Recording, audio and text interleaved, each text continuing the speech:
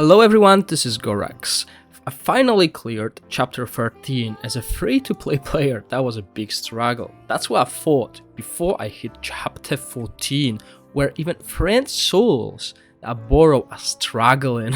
So that is going to be quite hard to get through. The main issue on chapter 13 and chapter 14 so far are these formations with one front and 4 backline, as I don't really have great AoE team or even a single target damage dealing team. Okay, my team is really a mixed match, and this is hopefully going to change once I get to Undead Girl Summon banner, which will happen on the 2nd of February, which is on Thursday. So a couple more days and I'll be able to spend all this Everstone to get her. Hopefully this will be worth it.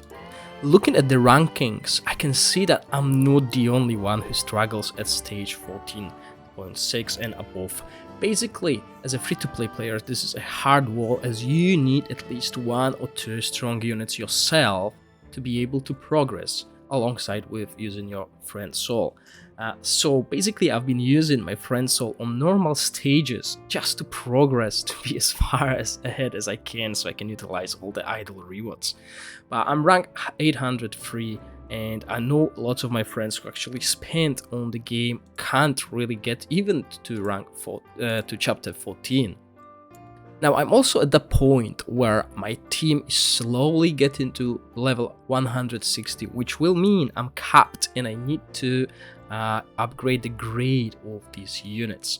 To do so, I am waiting for the banner of the Undead Girl, where I'll be spending a lot of my Everstones to get a lot of fodders and stuff like that. And once I finish that pickup banner, I will know what I can build, because obviously there's no point of me going for Eternal with the units that can't get to Origin eventually, because I'll be using a lot of fodders, and the fodders are gold. Okay, the fodders are really hard to get in this game. Now if you're struggling on chapters 13 and 14 because of these 1-4 formations, what I would suggest is playing one tank yourself with 4 range units. See, Petra, for example, she can do very good on her own, and this is what I'm doing. I'm putting Petra in front to get focus of almost everyone, and I'm using Claire as well to buy some time. She will die within like 20 seconds, but she will get a focus of all these 4 units, and hopefully this gives me enough time to burst down the front line. If it does not, this is where I use my friend Souls. As you can see, this Miriam, she is doing a good job. Okay, she's a single target soul, but also her ultimate expands to the backline, so it's perfect because she hits that tank and all the explosion follows. Okay, so she can really do a lot of damage, and I keep her till the last.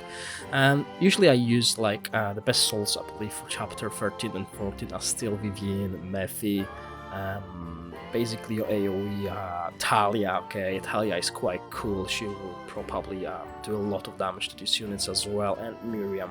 I'm using Dora as well, although she's not that great. Starting from now on, I'll just drop her and get something else, some range unit, because this is what I struggle with. If you look at my formation, there's mainly melee units, and I can't really do a good synergy with them. I don't have fairy team. This is worth noting, guys. I don't have fairy team, so I struggle.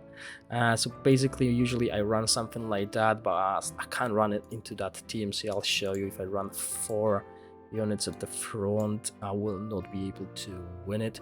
And especially see when you get enemy Petra at front and you run 4 melee units, that Petra is not going to die because of how her healing works. Okay, now guys, these rare units, as you can see, I'm using Rose. Rose gives all your souls 10% attack, as well as provides it with healing and stuff like that. I've been using Rose because I don't have any good range units, and she is doing well. Okay, do not disregard these rare units. Some of them might have a big potential, but we don't know that because we're following meta made by the guys who wailed on the game, and obviously I don't need to use them. But as a free-to-play player, don't sleep on these fodders, because you will need them at Legendary Plus anyway.